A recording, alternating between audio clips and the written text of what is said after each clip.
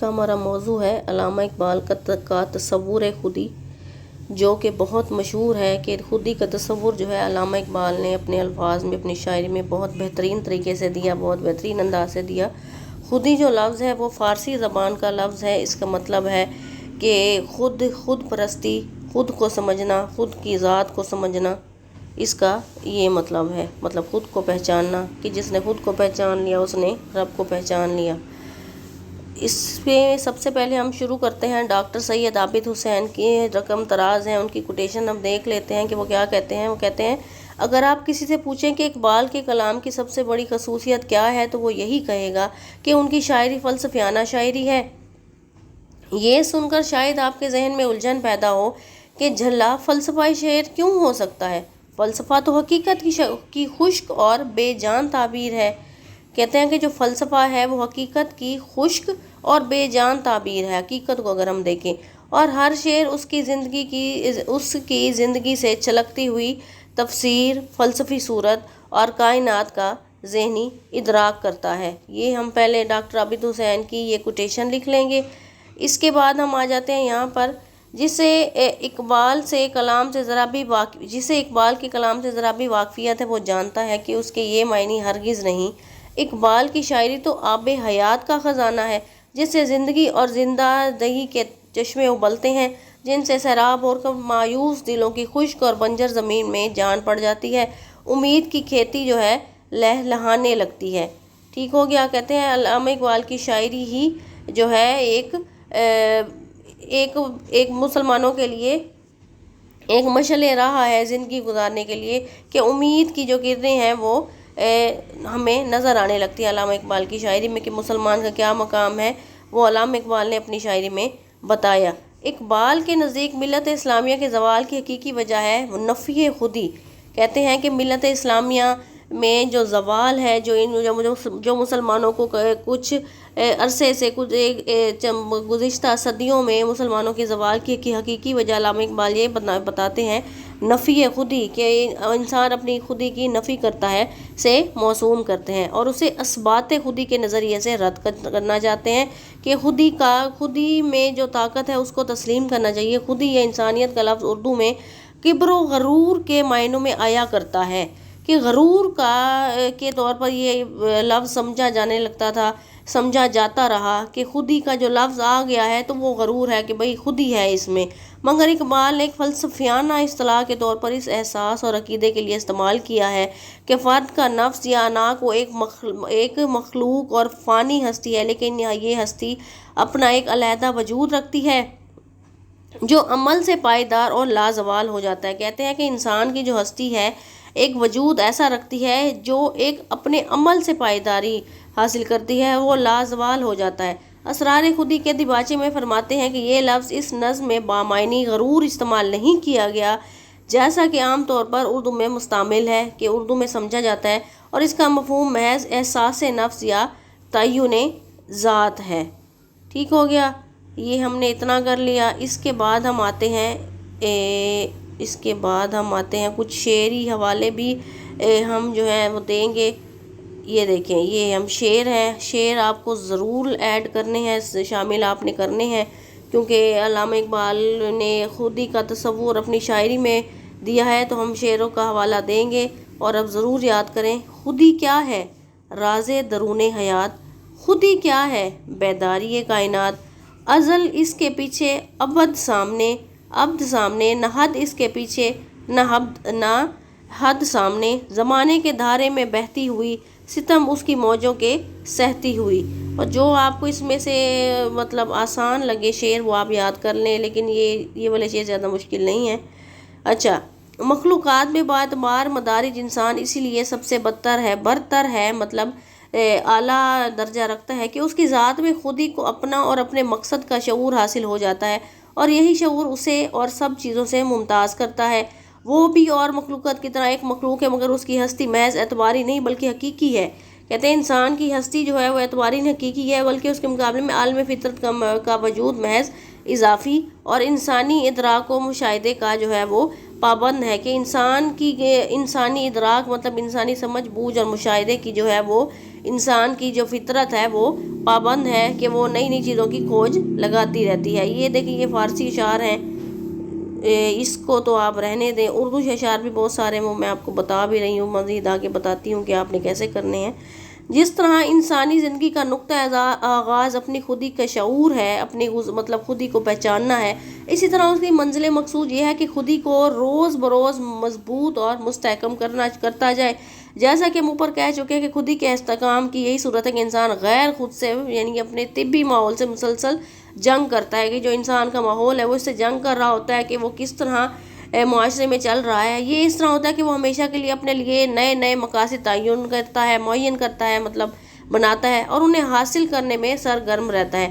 اس میں اسے اپنے ماحول میں تصرف کرنا، اپنی راہ سے رکاوٹوں کو دور کرنا اور اپنی مشکلات کا مقابلہ کر کے ان پر غالب آنا پڑتا ہے، کہ جب وہ خودی کو سمجھتا ہے تو وہ معاشرے کے لیے بہترین شہری بن جاتا ہے، کہ وہ اپنے مذہب کے لیے، اسلام کے لیے بہترین انسان بن جاتا ہے، معاشرے کے لیے بہترین ایک کردار بن کر رہ جاتا ہے۔ اس طرح اس کی ذہنی اور عملی قوتیں برابر تیز ہوتی رہتی ہیں، اور اس کے سینے میں خودی کی آگ روز بروز زیادہ مشکل ہوتی جاتی ہے۔ ٹھیک ہو گیا، یہ فارسی شعر۔ یہ سوز آرزو طالب خودی کو دم بھر چین نہیں لینے دیتا، ایک مقصد کے حاصل ہوتے ہی ایک بلند تر مقصد کے حصول کی کوشش کرنے لگتا ہے، اور اس طرح راہ طلب میں آگے بڑھتا چلا جاتا ہے۔ اسی بے قراری اور بے چینی، اسی سعی پہم مطلب مسلسل جد و جہد، سعی پہم اور جد و جہد مسلسل کا نام زندگی ہے۔ سکون خواہ و بہشت کا سکون کیوں نہ ہو، روح انسانی کے لیے موت کا پیغام ہے۔ کہتے ہیں سکون جو خواہ ہے وہ بہشت کا سکون ہی کیوں نہیں ہے، لیکن روح انسانی کے لیے وہ موت کا پیغام ہے، کہ موت جو ہے وہ اٹل ہے۔ خودی کے منازل سے لڑتی اس عالم زمان و مکان کی تفسیر پر ختم نہیں ہوتے۔ شاعر کی چشم تخیل انسان کے جد و جہد عمل کے لیے اس کے ماورا نئے نئے میدان جو ہے وہ رکھتی ہے۔ یہ دیکھیں، یہ شعر ہیں، یہ بھی دیکھ لیں، جو آپ کو آسان لگے۔ تیری آگ اس خاکداں سے نہیں جہاں تجھ سے ہے، تو جہاں سے نہیں، بڑھے جا یہ کوہ گراں توڑ کر، طلسم زمان و مکان توڑ کر، جہاں اور بھی ہیں ابھی بے خود، کہ خالی نہیں ہے ضمیر وجود۔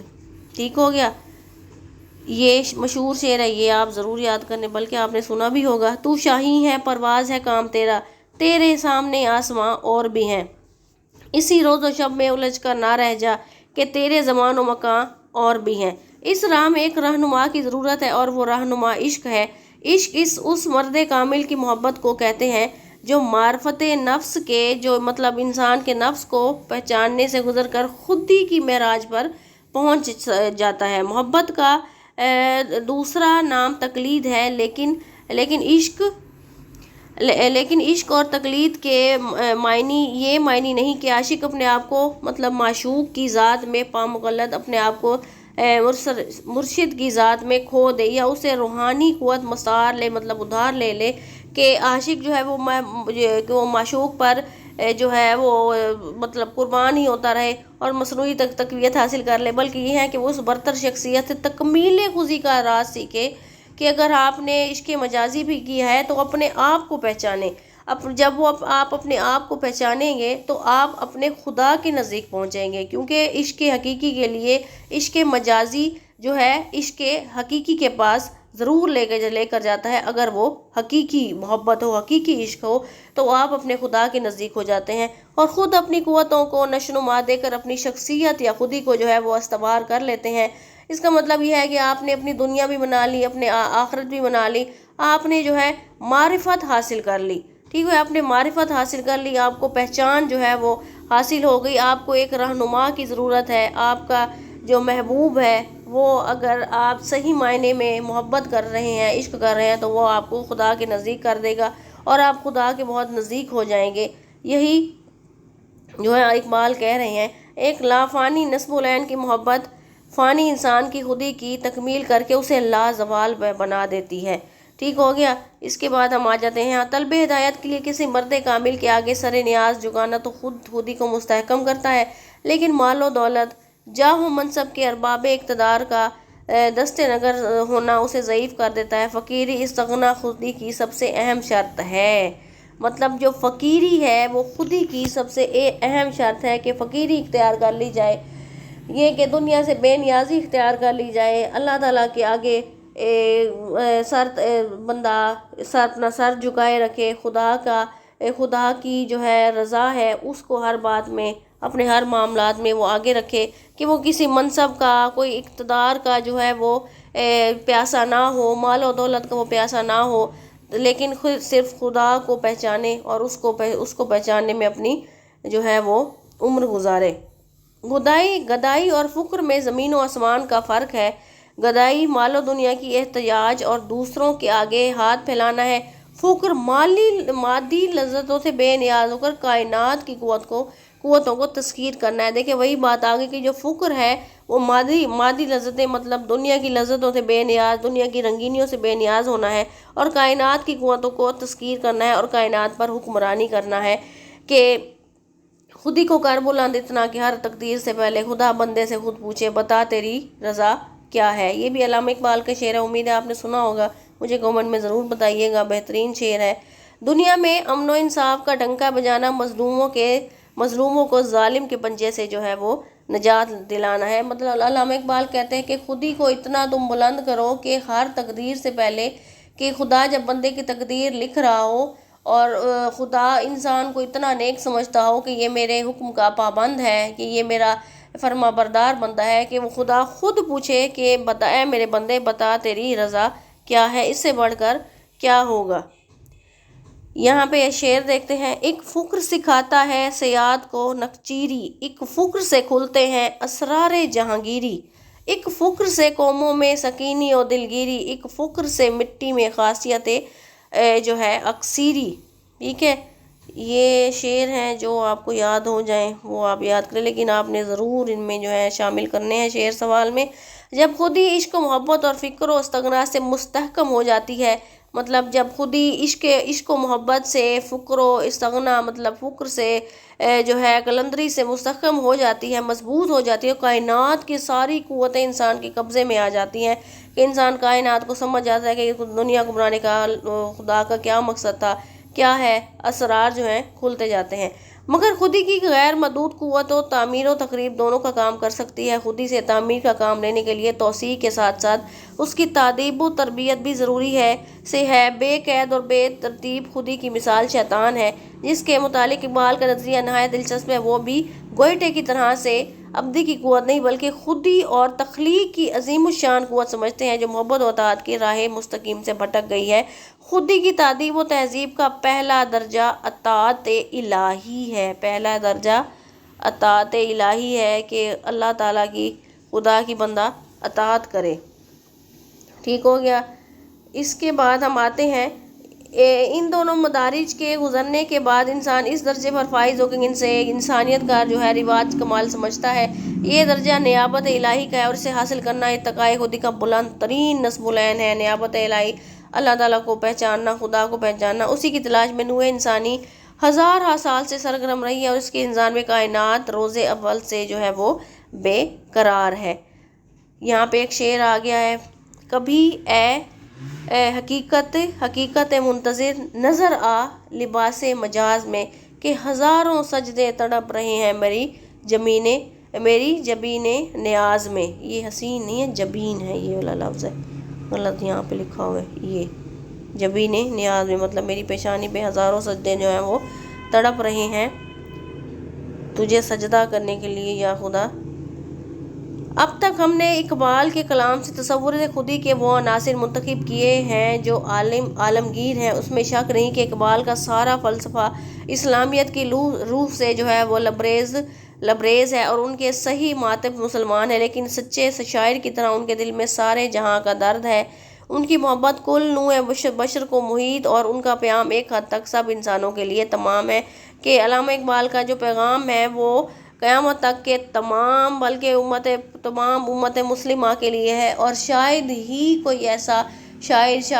کوئی ایسا بلند جو ہے سوچ رکھنے والا انسان پیدا ہو کہ جس کی پوری زندگی عالم اسلام کی خدمت کے لیے گزری، چاہے وہ مذہبی طور پر ہو، سیاسی طور پر ہو، مسلمانوں کی بیداری ہو، مسلمانوں کے حالات کا رونا ہو، جو بھی ہو، علامہ اقبال پوری زندگی مسلمانوں کے بارے میں ہی سوچتے رہے، عالم اسلام کی جو ہے وہ فکر کرتے رہے۔ اقبال کے خیال میں کائنات کے اندر حیات حقیقی یعنی خودی کی قوت مضمر ہے، مطلب چھپی ہوئی ہے، اور اس اعتبار سے مظاہر کائنات محض وہم ہی وہم نہیں بلکہ کم سے کم باقوت باوجود رکھتے ہیں۔ جب یہ قوت رفتہ رفتہ ارتقا پا کر انسان کی ذات میں شعور اور ارادہ حاصل کر لیتی ہے تو اس کا وجود نمایاں ہو جاتا ہے۔ میلاد آدم دنیا میں ایک نئے دور کا حیات کا آغاز ہے، اس لیے وہ اپنی ہستی کا شعور ہستی مطلق کی معرفت کا حصول رکھتا ہے کہ اس لیے انسان اپنی ہستی کا شعور رکھتا ہے، اور ہستی مطلق مطلب خدا کی ہستی کو وہ ہے معرفت مطلب پہچان کرنے کا وہ حوصلہ رکھتا ہے۔